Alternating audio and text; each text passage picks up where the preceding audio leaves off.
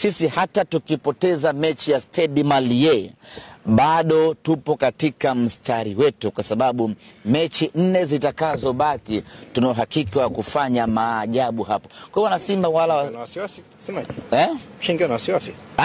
Anasema hata mkipoteza, hata kama inatokea tunapoteza mechi na Stade Malien, bado Simba hii tunayo ujasiri wa kusema kwamba tuna uwezo wa kufuzu robo finali kwa kutumia mechi 4 ambazo zitakuwa zimebakia. Na haya sio mambo ambayo tunazungumza kutoka kichwani kwenye ndoto za Alinacha, ni mambo ambayo tunazungumza kutokana na historia na ubora tuliokuwa nao Simba Sports Club na uhakika wa matukio yetu.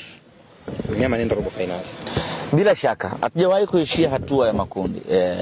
Hata tukiwa tuna wakati mgumu kiasi gani ama hatuko vizuri kiasi gani, lakini sisi kuishia hatua ya makundi ni mwiko kwetu. Kwa hiyo tunajua nini cha kufanya, tutakifanya, na mnyama ataenda hatua ya robo finali. Hilo wala halina mashaka hata kidogo.